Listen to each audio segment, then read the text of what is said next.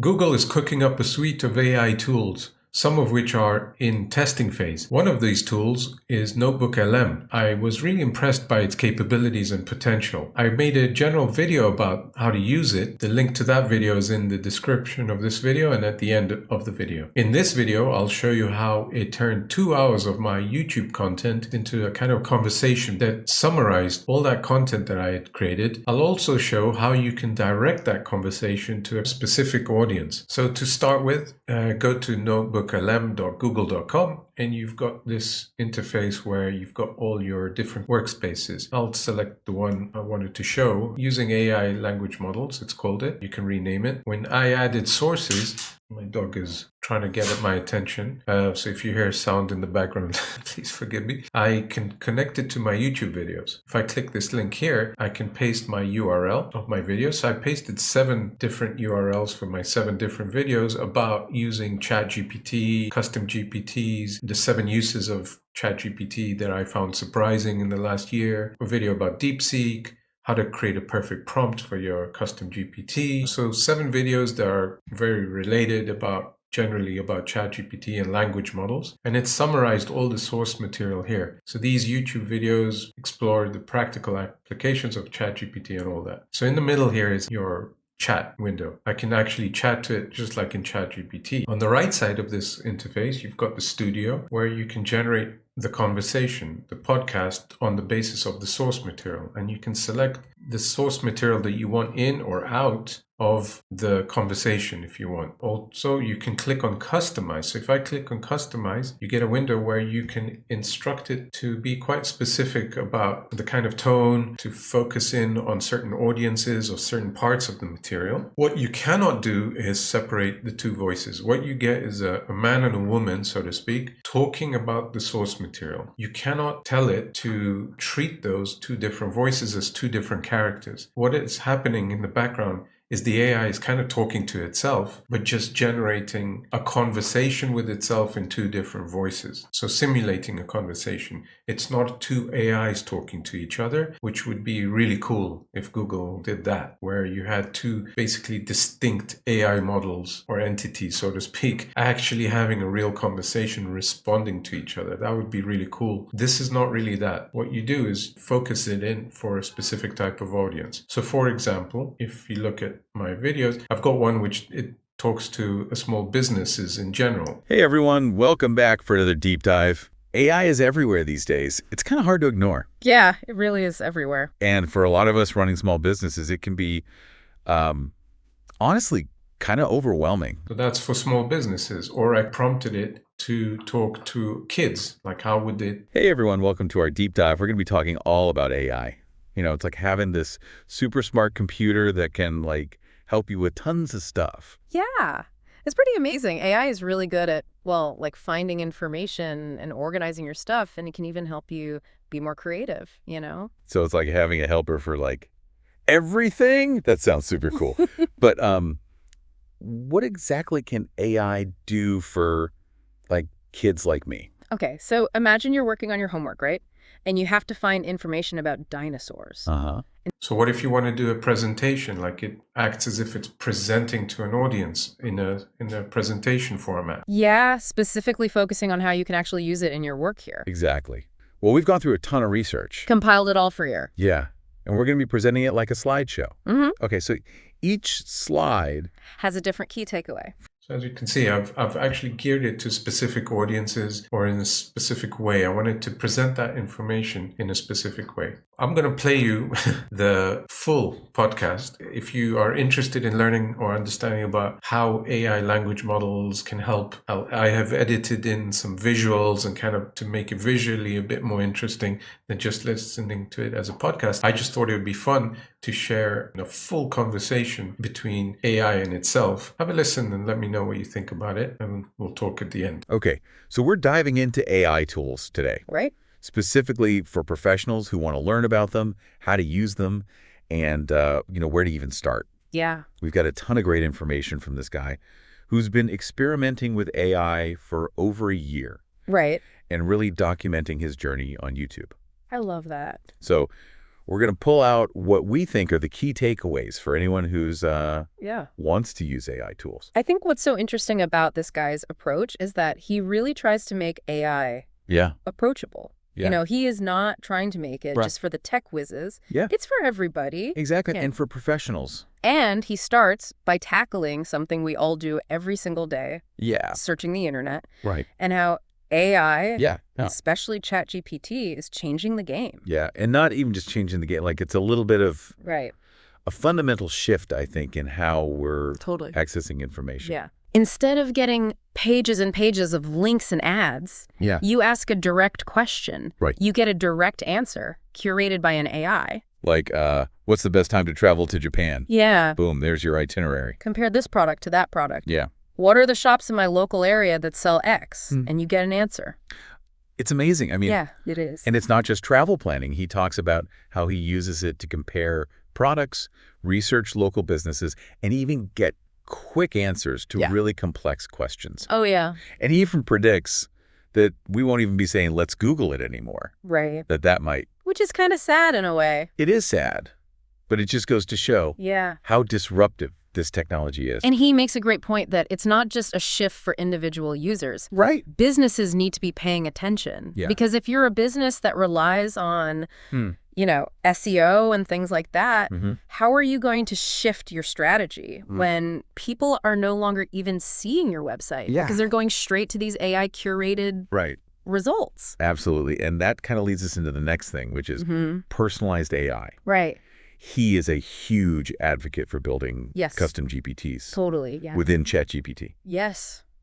It's super powerful. So you can build your own little specialized AI assistant trained on your needs. Exactly. And this is where he really talks about how important context is. Context is everything. Giving it really clear instructions. It's almost like a really skilled, but a little literal-minded assistant. Yes. You've got to be very specific. You do. You have to really think it through. Yeah. And he gives an example of how he built a custom GPT that writes LinkedIn posts in his style. Yeah. With hooks and emojis. I mean, how cool is that? I mean, it's amazing. Yeah. It's like having a little mini marketing team at your beck and call. So think about it. How could you use that in your work? Do you write a lot of emails? Do you prepare presentations? Yeah. Do you need to summarize reports? There's so much. All of it. That you could use these custom GPTs for. Yeah, and you don't even have to be a coding expert. That's the beauty of it. He talked about how he uses ChatGPT to automate tasks. Right. Like adding text to videos, scheduling social media posts. And breaking down complex tasks into simple steps. Exactly. You just have to think logically. Exactly. Give it specific instructions. Anyone can do it. And then he gets into this thing called the Knowledge Center. Oh, yeah. This is huge. Within ChatGPT. Game changer. Which basically allows you to upload documents. Yes. To your custom GPTs to give them context. Specific context. So you could upload things like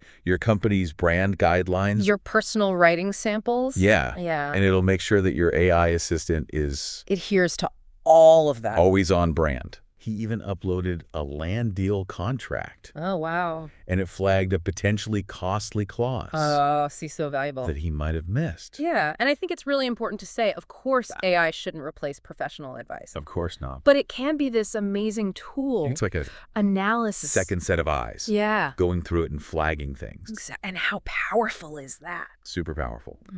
He also talks about using ChatGPT as like a thought partner. Oh, wow. He uses the voice chat feature. Oh, cool. To actually have conversations with ChatGPT. Wow. To brainstorm ideas, get feedback. That's interesting because it's kind of like moving from that text-based interaction to something more conversational. Totally. It's almost like you're working with a colleague. It is. Yeah. And he even talks about using it on walks. Oh, just as a sounding board. That's so cool. And all those interactions are transcribed and saved. Oh, wow. So it's like an AI note taker. That's awesome. So you can go back and see everything. So if you're like brainstorming a marketing campaign, or you're outlining a presentation, and you want to get feedback in real time, that's incredible. And he even used it to help him write code. Wow. And develop prompts. Interesting. By just like speaking his thoughts out loud. Wow. And I mean, that makes coding a lot more accessible too, right? Yeah. Yeah. Especially for people who maybe struggle with the traditional keyboard and things. Yeah. That's amazing. And one thing that he really emphasizes is prompt engineering. Yeah. He says even slight changes in the wording Totally. can drastically affect the output. It's almost like learning a new language. Yes. You've got to be so precise. You do. Like your language. And then he talks about some of the tools within ChatGPT Yeah. for managing your work, like projects Yes. and custom GPTs. So remind me, what's the difference between the two? So custom GPTs are like those specialized AI assistants that we talked about. Got it. And projects are more for like organizing your ongoing work. So like workspaces almost. Exactly. Okay, cool. Like a dedicated workspace. Okay. And you can even define project-specific instructions Oh, that's cool.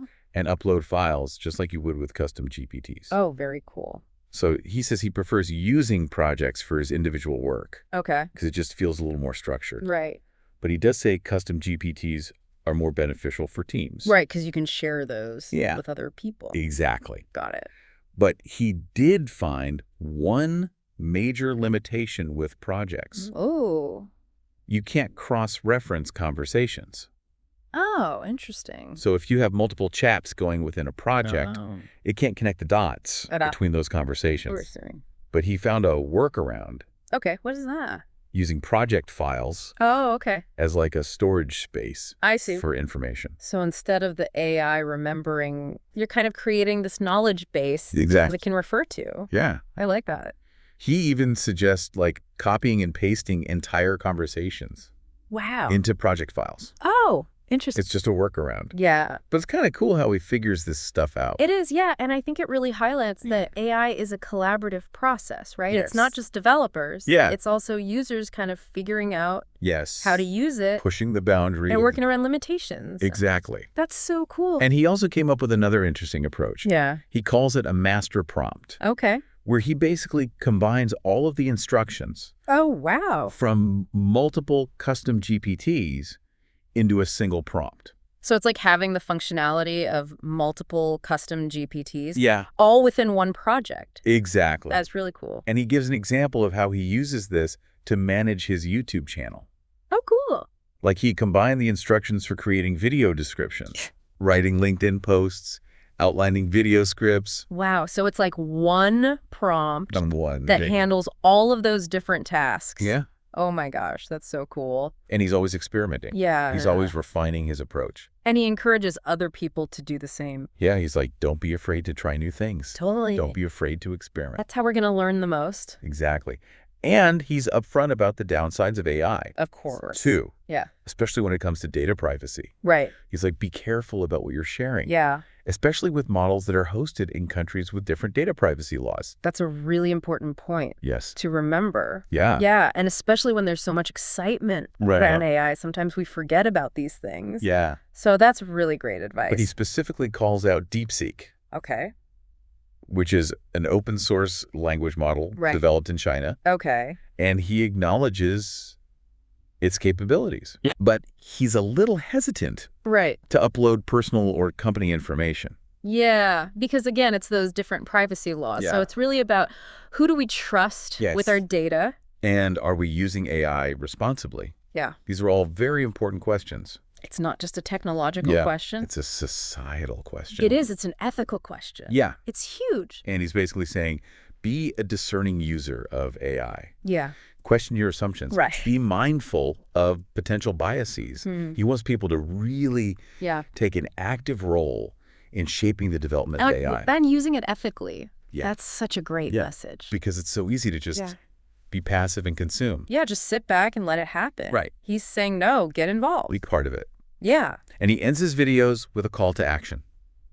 Reese. Explore these tools. Uh-huh. Experiment. Yeah. They're your discoveries. That's great. And he says he's constantly learning Mm-hmm. and adapting himself. Right. Because it's always AI is evolving so quickly. evolving. Yeah. Yeah. Which I think is a very refreshing perspective. It is. Yeah. Because it's like, Yeah, it can be intimidating sometimes. it can be intimidating. So it's nice to hear that even he Yeah. is still figuring things out. It's a journey. It is. It's a journey for all of us. I think what I really appreciate about his approach is it's this balance between enthusiasm and caution. Right. Like he's excited about AI, He is, but he also recognizes that there are these Yeah. potential downsides. absolutely. And he doesn't shy away from those. No, he doesn't. Yeah. He's very upfront about them. He is. And one area where he's particularly excited is the creative potential of AI. Totally, yeah. He sees it as a tool that can really enhance and augment human creativity. Not replace it. Yeah.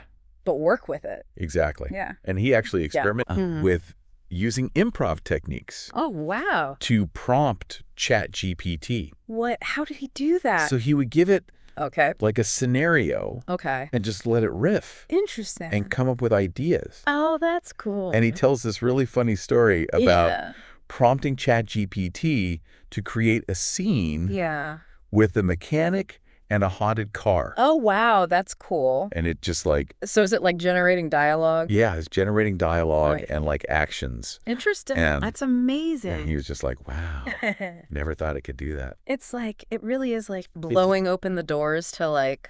It is. What creativity even is. Yeah. And he also talks about prompt engineering. Again, but he really digs into the nuances. And says even subtle changes in wording can completely change the output. Can make a huge difference. Yeah. And he gives this really interesting anecdote about how he used ChatGPT to summarize financial statements that he provided as images. Oh, wow. That's interesting. Not text files. Yeah. Images. So it was able to like analyze the images and extract the data. It blew my mind. That's really cool. I was like, what? Wow. And it gave him like a perfect little summary. See, it's like stuff like that makes you think, what else could we be using this for? And he ends his exploration of AI tools with this really powerful message. What is that? You are the key. Oh, I like that.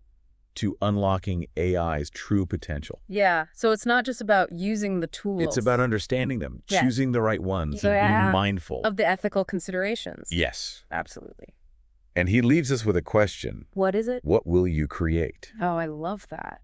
And I thought that was such a great way to end it. It is. Because it's really like an invitation to everyone listening to experiment and see what they can do. Absolutely. And to remember that we have this power to shape the future of AI. Yes. It's not just something that's happening to us. Right. We're a part of it. So if you're a professional looking to integrate AI into your work, this is really the takeaway. Yeah. Be curious, experiment, and don't be afraid to push the boundaries. That's right.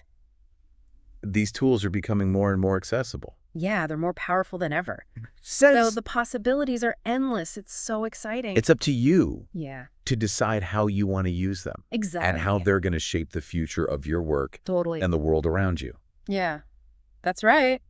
So, not bad as a conversation, I think. On its own, it gives a good summary of my videos to create curiosity on the subject. I can see this evolving into a more presentation, more visual tool. It's clear that once the avatar's coming and you've got AI agents, you can literally create new kinds of content for different types of audiences in a different visual styles. Really impressive space to be aware of. So if you like this video, click the like button and do subscribe to my channel for more AI tips and tricks. It'll help support me as I grow towards that 1,000 subscriber mark. And don't forget to click on this video to learn more about NotebookLM, how to use it in a more general sense. Or if you want to learn about how to prompt an AI language model in the best way possible, click on this link here.